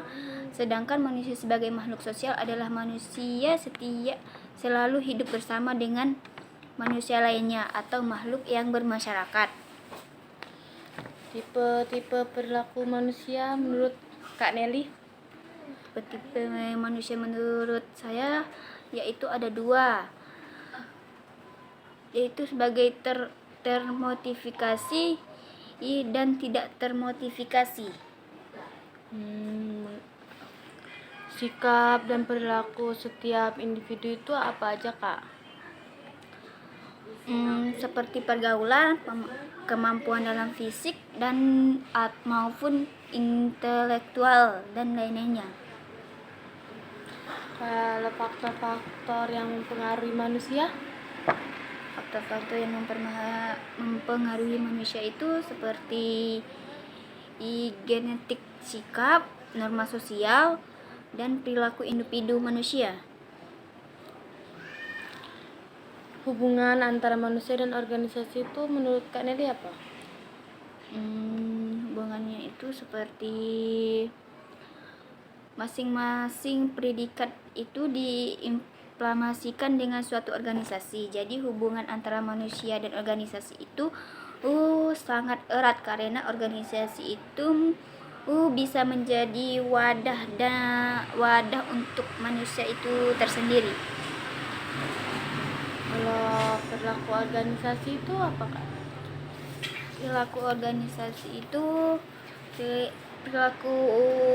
organisasi adalah suatu disiplin ilmu yang mempelajari tentang perilaku tingkat individu dan tingkat kelompok dalam suatu organisasi. Perbedaannya misalnya ini tandai variabel, apa itu Kak? Perbedaan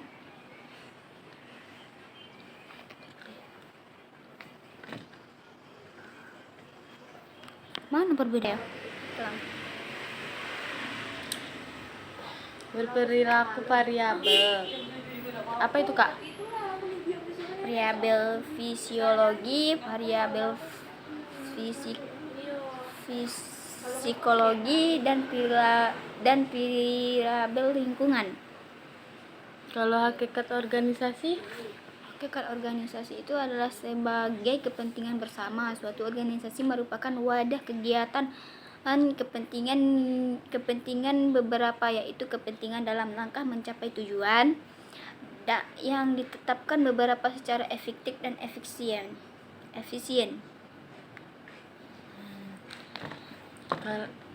Unsur-unsur pokok organisasi itu yang Kakak tahu tuh apa aja Kak? Unsur-unsurnya itu kayak manusia, terus struktur, teknologi, lingkungannya, dan lain-lain. Pendekatan yang dilakukan dalam perilaku organisasi menurut Kakak apa? Pendekatan antar disiplin, pendekatan sumber daya manusia, pendekatan kontingensi, pendekatan produktifikasi, dan pendekatan sistem. Kalau perbedaan individu? Tiap-tiap individu kan pasti mempunyai perbedaan. Nah, perbedaannya itu seperti sifat kecakapan, kemampuan, motif, keinginan, kreativitas, tekunan, dan kebiasaan perilaku. Yang kreatif itu seperti bisa kreatif, inovatif, agresif, rajin, disiplin, bisa ditekuni, belajar, dan berani mengambil risiko untuk mencapai tujuan individu dan organisasi secara efektif dan efisien. Kalau unsur-unsur kepribadian Kak?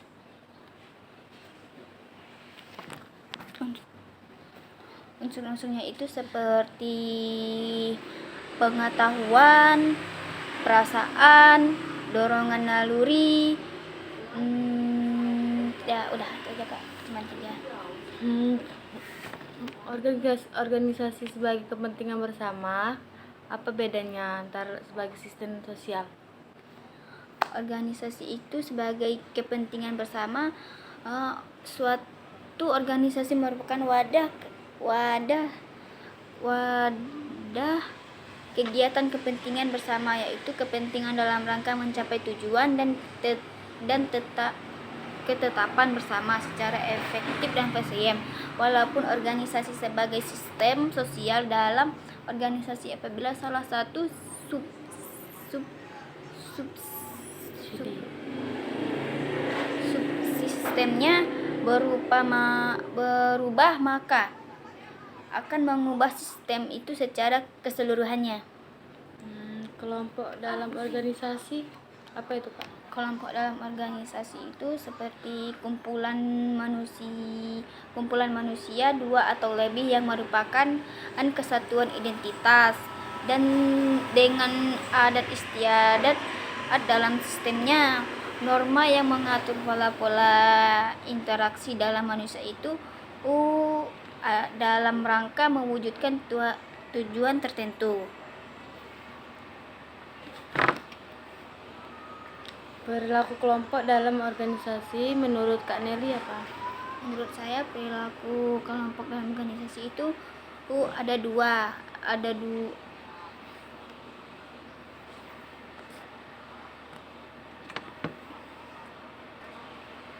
orang atau lebih yang merupakan kesatuan identitas dengan udah itu. Itu menurut Kakak tuh apa sih konflik tuh? Konflik itu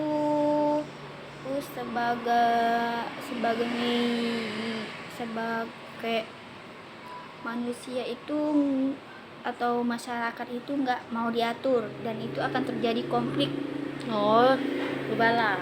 Ya, Kalau pandangan tentang konflik, pandangan saya tentang konflik itu sesuatu yang jelek dan berbahaya, tidak ada keuntungan sedikit pun yang diperoleh atau suatu menimbulkan kerugian.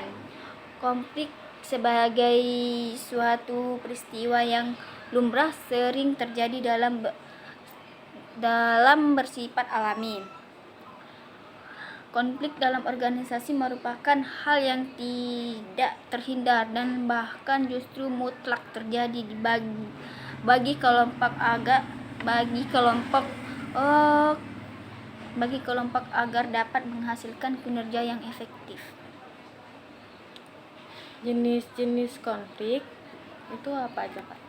Jenis-jenis konflik itu ada 3, yaitu konflik individu, konflik kelompok, dan konflik organisasi. Mengapa konflik bisa terjadi di organisasi menurut Kak Nelly? Konflik dalam konflik yang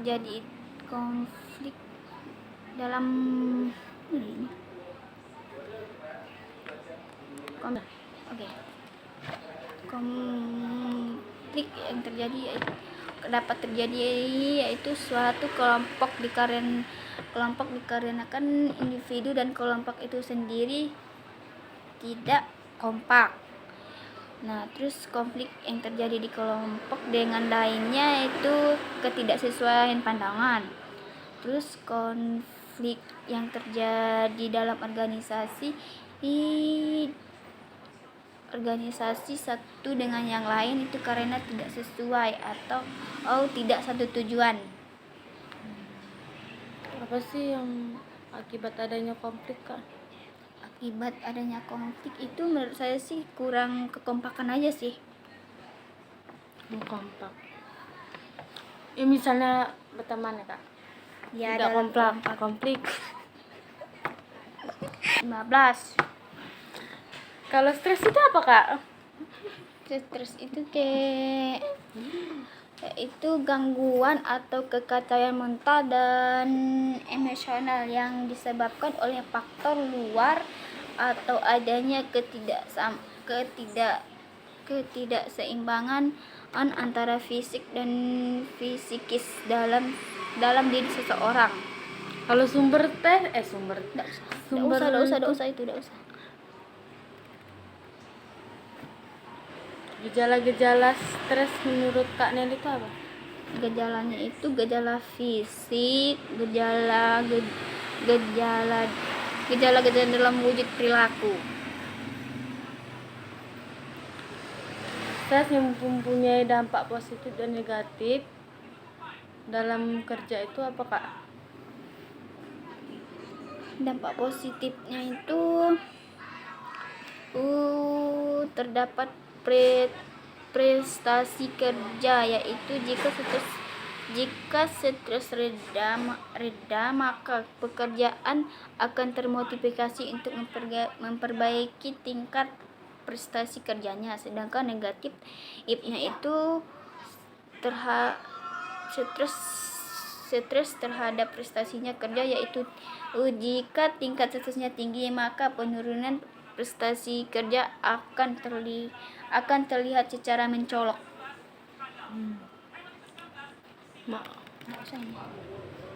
Fungsi budaya organisasi menurut Kak Nelly apa? Fungsinya itu memberi identitas organisasi pada karyawan, memudahkan komite konfliktif, mempromosikan stabilisasi sistem sosial. Itu aja sih, Kak. Tipe budaya organisasi, Kak? Tipenya itu satu, keyakinan motivasi, dua ya keyakinan normatif, tiga keyakinan normatif yang berharga, empat normatif persatuan. Karakteristik budaya organisasi itu apa, Kak? Karakteristiknya itu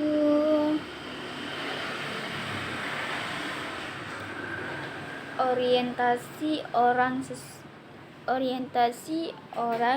sejauh mana keputusan manajemen dan mempertimbangkan efek dari hasil tersebut atas orang yang ada di dalam organisasi.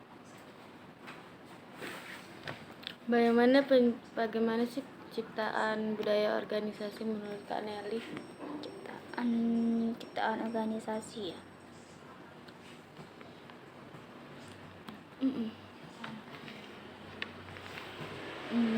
Ciptaan itu tidak serta-merta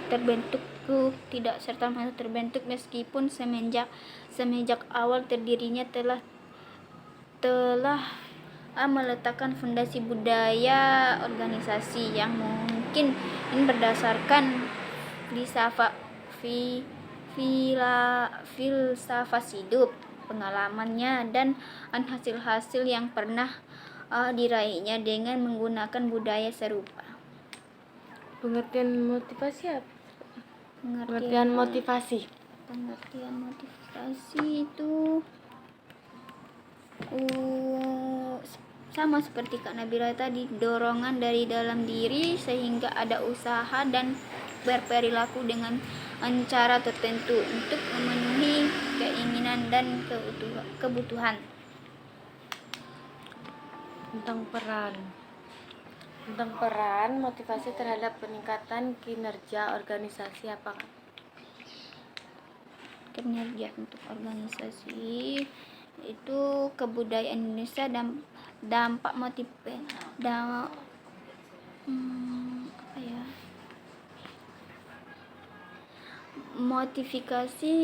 sangat berperan dalam pelaksanaan menciptakan perilaku dan budaya organisasi. Hal itu jelas karena motivasi merupakan kekuatan yang terdapat pada diri individu yang terjadi penyebab timbulnya tingkat arah dan persistensi upaya yang dilaksanakan dalam bekerja. Kalau kepemimpinan itu apa sih, Kak, menurutnya Kak Nelly? Kalau kepemimpinan itu yaitu ke- kegiatan yang mempengaruhi orang lain agar mau bekerja secara ikhlas untuk mencapai tujuan bersama. Fungsi dan gaya kepemimpinan itu apa, Kak? Ada dua gaya kepemimpinan, yaitu kepemimpinan yang berorientasi pada tugas dan kepemimpinan yang berorientasi pada manusia. Dalam rangka meningkatkan kompetensi sumber daya manusia, seorang pemimpin organisasi dapat menerapkan kedua gaya kepemimpinan tersebut secara fleksibel yang disesuaikan dengan kondisi dan kebutuhan yang ada. Keterampilan manajerial itu enggak, Kak? Keterampilan manajerial. Keterampilan manajerial itu ada 3 keterampilan manajerial, yaitu keterampilan konseptual, keterampilan hubungan manusia, dan keterampilan kemanusiaan. Dan keterampilan bukan manusia dan keterampilan teknikal. Gaya kepemimpinan ada positif dan negatif. Gaya kepemimpinan itu kayak misalnya munculnya peraturan disiplin kerja untuk pimpinan dan bawahan sehingga akan merasa tidak ada diskriminasi, bisa menimbulkan motivasi kerja, meningkatkan kinerja menjadi lebih baik dan kreatif. Sedangkan gaya kepemimpinan yang negatif berarti kepemimpinan yang tidak bisa menimbulkan manfaat atau merugikan dalam sebuah organisasi. Misalnya adanya persaingan yang tidak sehat dan akan menyebabkan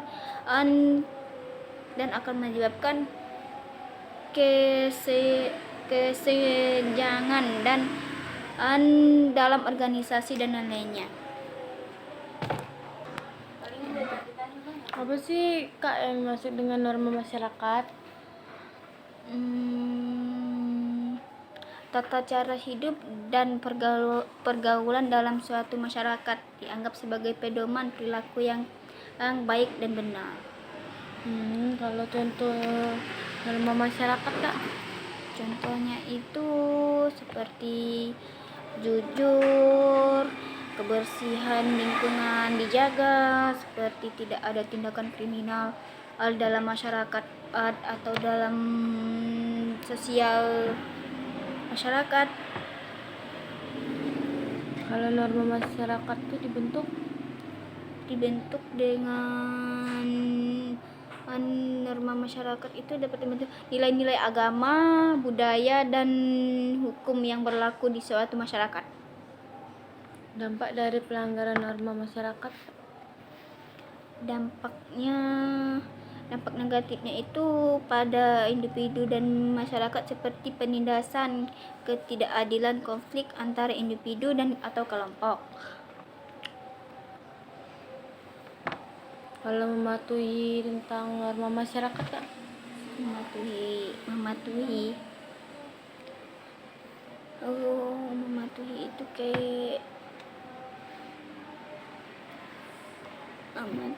Menurut Kak Nelly, mematuhi norma masyarakat itu gimana? Individu dapat meningkatkan kualitas hidup dan membantu membangun masyarakat yang lebih baik.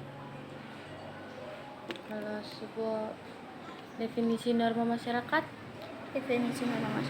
Adalah tata cara hidup dan bergaul dalam suatu masyarakat yang dianggap sebagai pedoman yang benar dan baik. pelanggaran norma masyarakat, Kak? Pelanggaran norma masyarakat itu kayak tadi, ngerokok, kriminal, Merokok depan orang tua tuh nggak boleh, Kak, ya? iya, Asap. pencemaran juga. Kalau faktor membentuk norma masyarakat, Kak? Faktornya itu seperti mana ya, faktor-faktornya itu Pekerja. keluarga, sekolah, lingkungan tempat tinggal atau lingkungan sekitar. Dampak mematuhi norma masyarakat kak. Kalau kita mematuhi masyarakat, nah dampaknya itu apa? Dampaknya itu kayak menciptakan keharmonisan, damai, aman, dan tidak ada konflik-konflik dari masyarakat. Atau Kalau menurut kakak tuh mematuhi itu apa aja kak? Mematuhi norma masyarakat. mematuhi norma masyarakat itu untuk menciptakan kehidupan sosial yang harmonis dan damai, aman, sejahtera. Norma masyarakat tuh dibentuknya tuh Dibentuknya itu apa kak?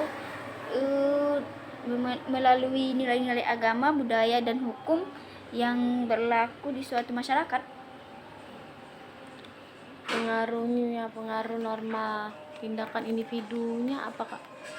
Itu pengaruhnya sangat sangat tidak baik, yaitu karena memberi panduan tentang perilaku yang dianggap tidak baiklah menurut saya. Pelanggaran norma masyarakat dapat berdampak pada masyarakat dengan apa kak? Dampak negatifnya menurut saya sih kayak masyarakat ada penindasan dan tidak adil kayak tadi, Kak. Yang tidak adil, adanya kericuhan, Kayak bala dalam masyarakat. ya tidak damai, Kerusakan lingkungan tuh apa sih kak? kerusakan lingkungan, Lingkungan pencemaran lingkungan yang tidak bersih, tidak baik, dan tidak mematuhi peraturan norma-normanya itu, Kak. Kalau lingkungan bersih itu kita harus apa kak? Kita harus menjaganya dengan baik seperti gotong royong bersama masyarakat dan menjaga percemaran sampah kayak gitu sih, Kak. Gotong royong sama Iya, warga. gotong royong sama warga, menjaga kebersihan bersama-sama. Nah, kalau nilai-nilai dalam norma masyarakat kak? Itu menjadi pedoman dalam perilaku individu yang membentuk menciptakan kehidupan sosial dan yang harmonis. Nilai-nilai dalam masyarakat juga dapat menjadi dasar dalam bentuk hukum. Ya, dalam bentuk hukum dan kebijaksanaan publik.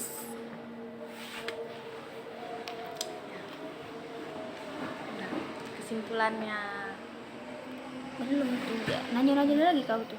Itu baik. Kebersihannya itu dan kebersihan menurut kak Nelly. kebersihan, ya kita harus menjaga kebersihannya. Nah, itu seperti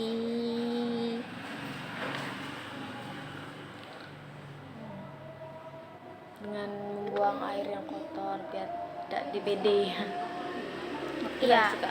tidak DBD kayak gitu, biar tidak ada penampungan telur nyamuk, agar Bahaya penyebab DBD. Penyebab DBD itu karena air yang tergenang. Gimana Ya. sih cara mengatasinya kak?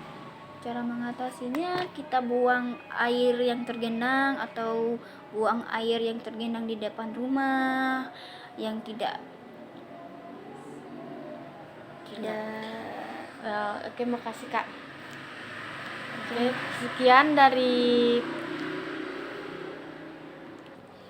dari podcast hari ini. Saya sebagai moderator Nabila Agustia dan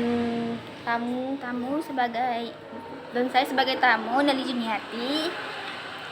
sekian dan terima kasih. Wassalamualaikum warahmatullahi wabarakatuh.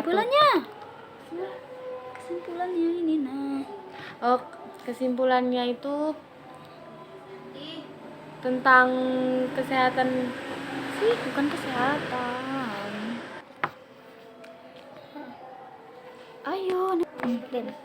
Oke, kesimpulannya adalah suatu bentuk respon atau reaksi internal individu berupa respon emosional afektif, respon kognitif, dan respon konasi cenderung berperilaku terhadap suatu objek. Assalamualaikum warahmatullahi Wabarakatuh. A few moments later. Assalamualaikum warahmatullahi wabarakatuh. Perkenalkan, saya Nelly Juniarti sebagai moderator. Saya Nabila Agustia sebagai tamu. Saya ingin bertanya kepada Kak Nabila, hakikat manusia itu menurut Kak Nabila itu apa ya? Sebagai makhluk individual dan sosial, manusia sebagai makhluk individu memiliki unsur jasmani dan rohani, unsur fisik dan psikis, serta unsur raga dan jiwa. Seseorang dikatakan sebagai manusia individu manakala unsur-unsur tersebut menyatu dalam dirinya. Itu yang bisa saya jawab, Kak. Terus tipe-tipe perilaku manusia menurut Kak Nabila itu apa ya? Tipe, ada yang baik, Kak, ada yang enggak, kan tergantung orangnya masing-masing. Sikap dan perilaku tiap-tiap individu kan berbeda-beda, Kak. Menurut Kak Nabila itu kayak mana ya? Individu tuh sendiri-sendiri kan, Kak? Ya, sikap sama perilakunya. Oh, kalau dalam pergaulan misalnya, kalau individu Ana bilang kurang tahu. Ini jangan ketahuan. Sikap dan perilaku tiap-tiap individu kan berbeda-beda. Menurut Kak Nabila itu kayak mana ya? Oh, berbeda, yaitu tentang kondisi, lingkungan, sifat pergaulan, kemampuan dalam hal fisik maupun intelektual dan lain sebagainya. Terus faktor-faktor yang memperbaharui manusia itu gimana ya Kak Nabila? Faktor genetik, sikap, suatu ukuran tingkat kesukaan seseorang terhadap perilaku individu, norma sosial, pengaruh tekanan sosial, kontrol perilaku individu, kepercayaan seseorang mengenai sulit tidaknya melakukan suatu perilaku. Hubungan antara manusia dan organisasi itu menurut Kak Nabila kayak mana? Boleh kita tahu sih guys ya. Manusia hidup pada hakikatnya seperti insan politik, insan ekonomi, dan insan sosial dan sebagai individu dengan jati diri yang khas. Masing-masing predikat itu diimplikasikan dengan suatu organisasi. Terus perbedaan perilaku individu yang ditandai oleh beberapa variabel itu menurut Kak Nabila kayak mana ya? Oh, tentang variabel misalnya fisiologis itu kemampuan fisik, kalau psikologis persepsi, kepribadian, sikap dan belajar. Kalau variabel lingkungan meliputi alam sekitar seperti keluarga, kebudayaan, kelompok dan lingkungan kerja. Hakikat organisasi itu kayak mana ya? Hakikat ke organisasi dalam organisasi, apabila salah satu subsistemnya berupa maka akan mengubah sistem itu secara keseluruhan. Organisasi sebagai kepentingan bersama. Suatu organisasi merupakan wadah kegiatan kepentingan bersama, yaitu kepentingan dalam rangka mencapai tujuan yang diterapkan bersama secara efektif dan efisien.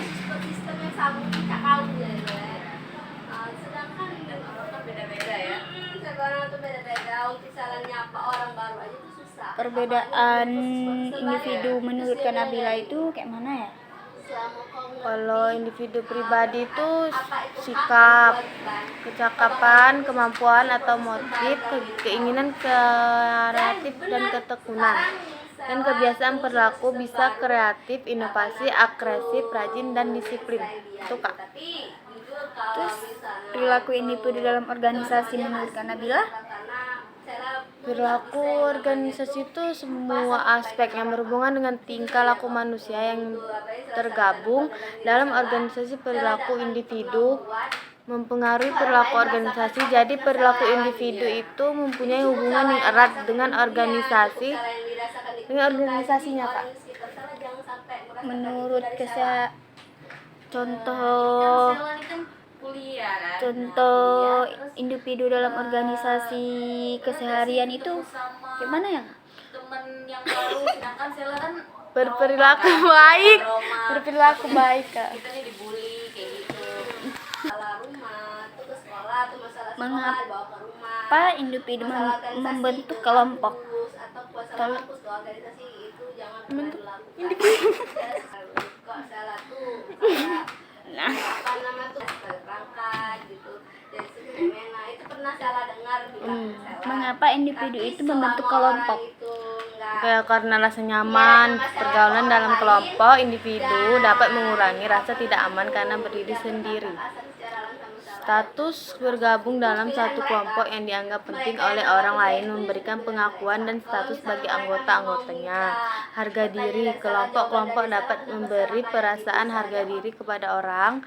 Efisiensi kelompok-kelompok dapat memenuhi kebutuhan sosial. Kekuatan yang tidak dapat dicapai oleh individu menjadi mungkin terjadi melalui tindakan kelompok.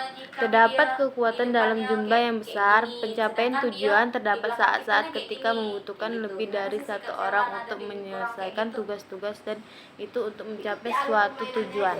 Itu Kak. Perilaku kelompok dalam organisasi itu kayak mana ya? Perilaku kumpulan manusia dua atau lebih yang merupakan kesatuan identitas dengan adat istiadat dan sistem norma yang mengatur pola-pola interaksi antara manusia itu dalam rangka mewujudkan tujuan tertentu.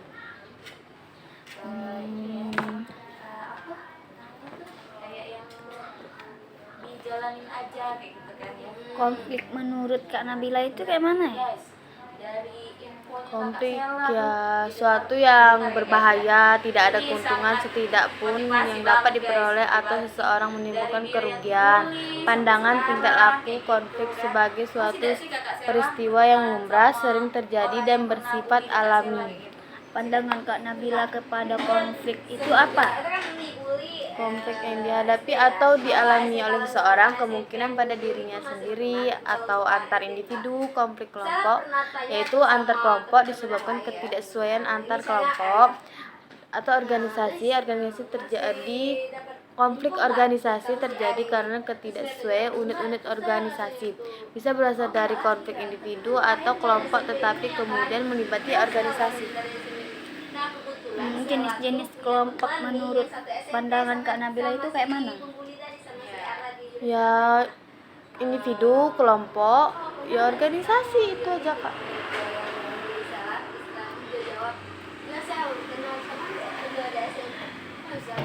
Mengapa konflik itu bisa terjadi dalam organisasi? Ya karena kurangnya komunikasi, perbedaan pendapat, atau perbedaan kepentingan kelompok atau individu, perbedaan pola interaksi. Apa saja akibat konflik?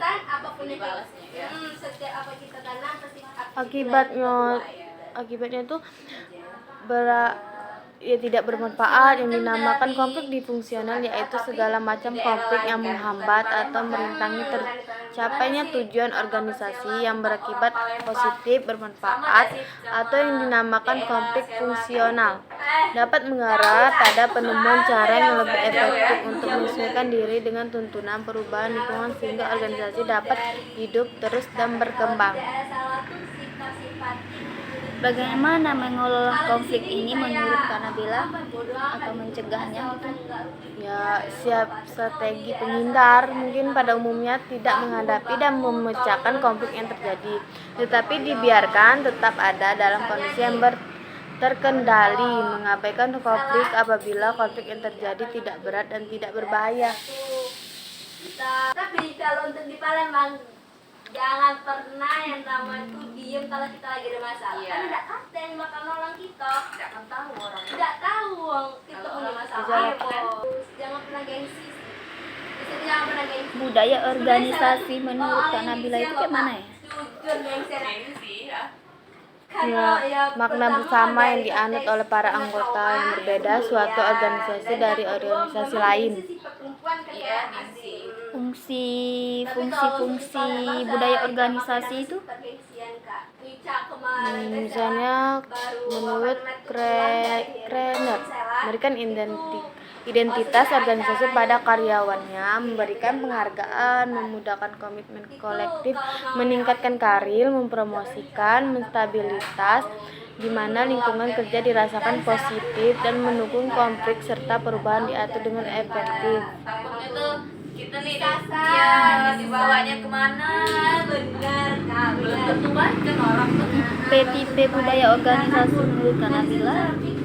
Organisasi yang menerapkan kebudayaan konstruksi yang keyakinan normatifnya adalah pencapaian tujuan, yaitu organisasi yang melakukan hal ini dengan baik dan menilai anggotanya yang dapat menetapkan dan meraih tujuan sendiri. Yang keyakinan normatifnya adalah aktualisasi diri. Organisasi ini adalah organisasi yang menghargai kreativitas, kualitas, kelebihan, kuantitas. Kualitas, kelebihan, kuantitas, penyelesaian tugas dan pertumbuhan individu. Yang keyakinan normatifnya adalah penghargaan yang manusiawi. Organisasi ini adalah organisasi yang dikelola dengan cara partisipatif dan berpusat pada pribadi. Yang keyakinan normatifnya adalah persatuan. Organisasi ini adalah yang menempatkan prioritas utama dalam hubungan antar pribadi yang bersifat konstruksi. Organisasi yang menerapkan budaya pasif yang menempatkan prioritas utama dalam hubungan antar pribadi yang bersifat konstruktif. Organisasi yang menetapkan budaya pasif defensif. Yang keyakinan normatifnya adalah persetujuan. Organisasi ini adalah organisasi yang menghindari konflik, yang menciptakan hubungan antar personal yang menyenangkan, setidaknya dampak dari luar. Yang keyakinan normatifnya tergantungan organisasi ini adalah organisasi yang dikendalikan secara hierarkis dan bersifat non partisipatif.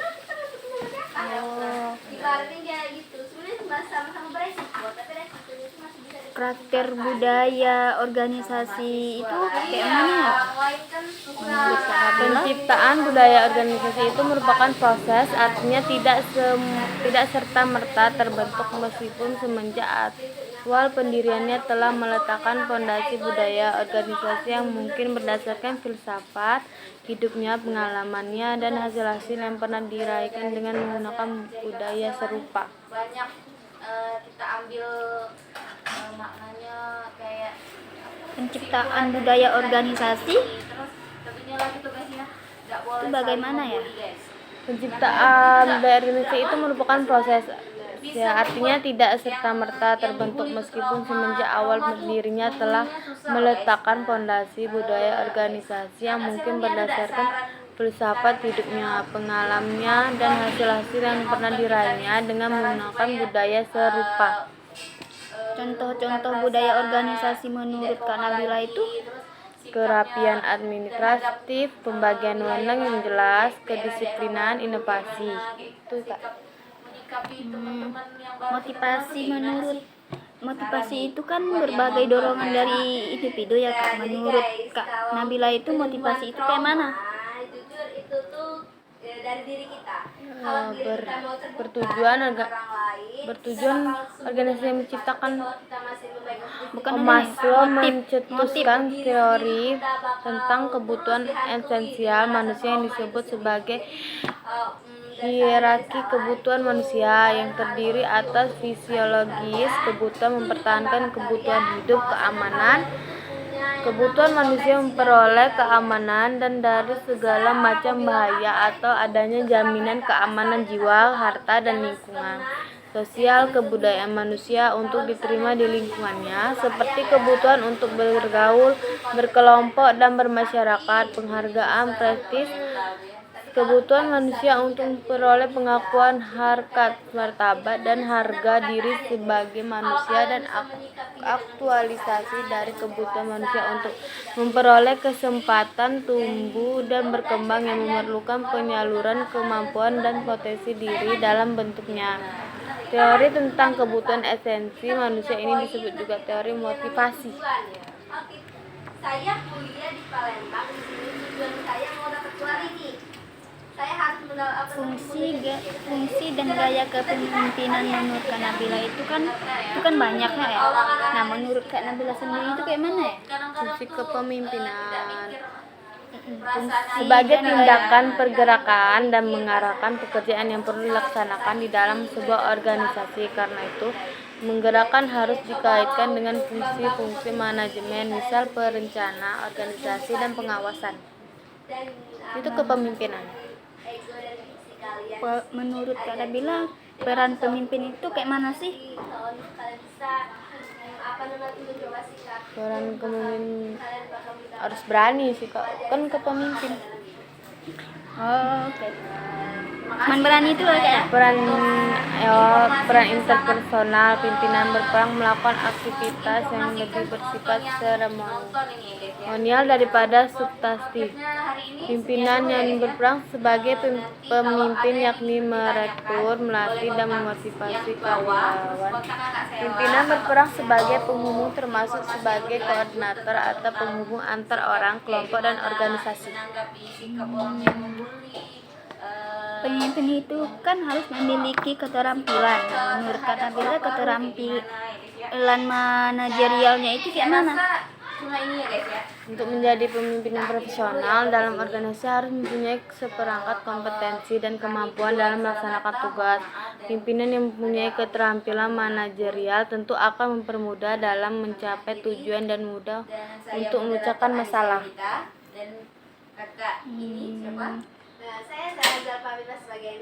Positif dan negatif kepemimpinan itu kayak mana menurut Kak Nabila itu kayak mana?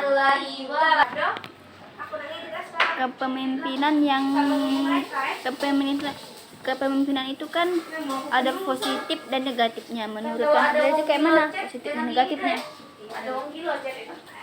Gaya yang kepentingan yang positif berarti kepemimpinan yang bisa memberikan manfaat kepada semua pihak, baik atau untuk semua kalangan dalam organisasi. Misalnya memunculkan peraturan disiplin kerja untuk memimpin dan bawahan sehingga akan merasa tidak ada diskriminasi, bisa menimbulkan motivasi kerja, meningkatkan kinerja menjadi lebih baik dan kreatif. Kalau negatifnya tidak menimbulkan manfaat.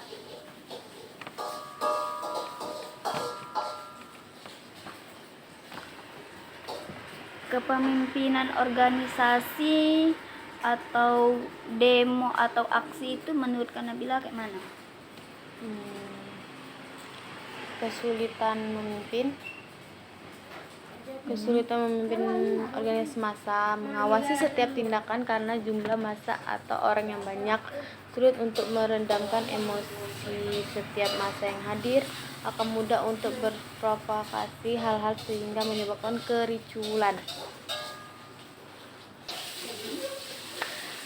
Di masyarakat itu kan punya norma. Nah, menurut Kak Nabila itu maksud dari norma masyarakat itu kayak mana? Aturan-aturan dan nilai-nilai yang mengatur tata cara hidup dan pergaulan dalam suatu masyarakat yang dianggap sebagai pedoman perilaku yang baik dan benar. Contoh-contoh norma masyarakat itu Sopan santun, menghormati orang yang sudah tua, gotong royong, kejujuran, atau tidak merokok di tempat umum, tidak melakukan tindakan kriminal, dan menjaga kebersihan lingkungan.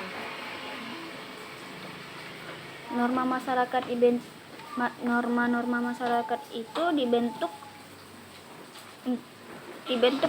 melalui proses apa saja? Norma masyarakat dibentuk melalui proses sosialisasi yang terjadi dalam keluarga, sekolah, tempat kerja, lingkungan tempat tinggal. Norma masyarakat juga dapat dibentuk melalui nilai-nilai agama, budaya, dan hukum yang berlaku di suatu masyarakat.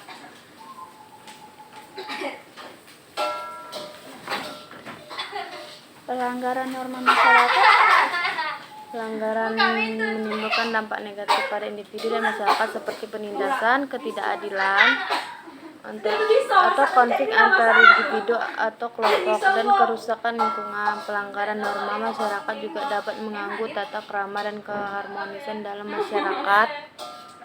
Ini, Pak.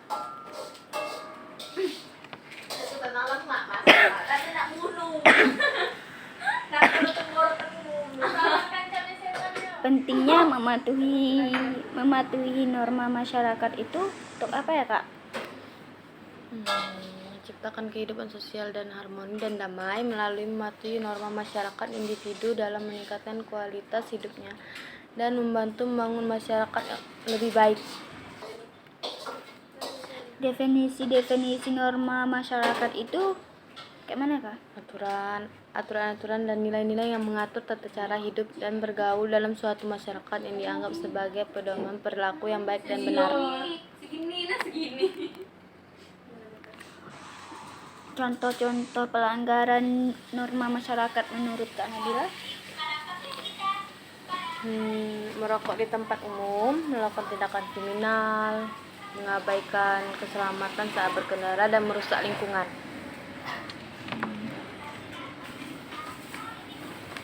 Faktor-faktor yang membentuk norma masyarakat. Membentuk norma masyarakat. Yang antara lain sosialisasi dalam keluarga, sekolah, tempat kerja, dan lingkungan tempat tinggal. Norma masyarakat juga dapat dibentuk melalui nilai-nilai agama, budaya, dan hukum yang berlaku di suatu masyarakat. Dampak mematuhi norma masyarakat itu Dampak dari mematuhi norma masyarakat antara lain menciptakan kehidupan sosial yang harmonis dan damai, meningkatkan kualitas hidup individu, dan membantu membangun masyarakat yang lebih baik. Norma masyarakat juga dapat menjadi dasar dalam pembentukan hukum dan kebudayaan publik dan kebijakan publik. pentingnya mematuhi norma-norma masyarakat menurut Kak Nabila itu kayak mana? Menciptakan kehidupan sosial yang harmonis dan damai serta membantu masyarakat mencapai tujuan bersama. Melalui mematuhi norma masyarakat, individu dapat meningkatkan kualitas hidupnya dan membantu membangun masyarakat yang lebih baik. Norma masyarakat juga dapat menjadi dasar dalam pembentukan hukum dan kebijakan publik. Norma masyarakat itu dibentuk untuk apa? Menurut Kak Nabila Norma itu untuk masyarakat apa? dibentuk melalui proses sosialisasi yang terjadi dalam keluarga, sekolah, tempat kerja, dan lingkungan tempat tinggal. Norma masyarakat juga dapat dibentuk melalui nilai-nilai agama, budaya, dan hukum yang berlaku di suatu masyarakat.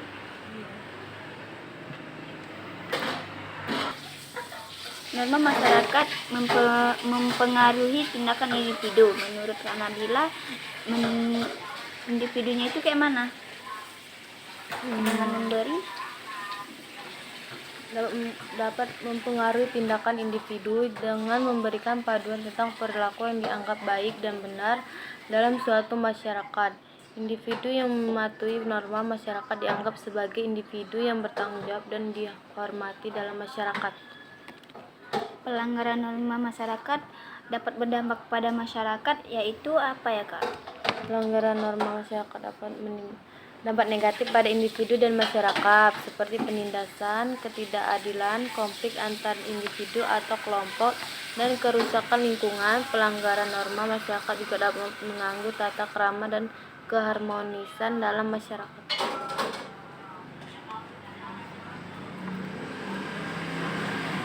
Untuk memperkuat norma masyarakat dalam suatu masyarakat itu, menurut dan cara Kak Nabila itu kayak mana?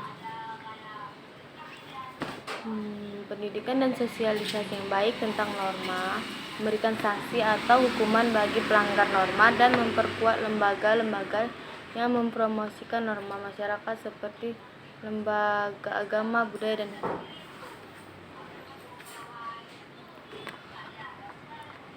Pentingnya nilai-nilai dalam norma masyarakat itu Nilai dalam norma masyarakat memiliki peran penting dalam membentuk tata cara hidup dan pergaulan dalam suatu masyarakat.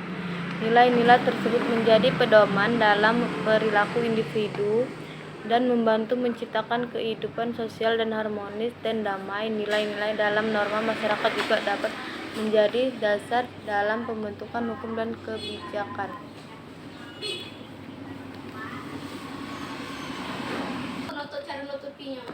norma-norma itu kan memiliki fungsi. Ada.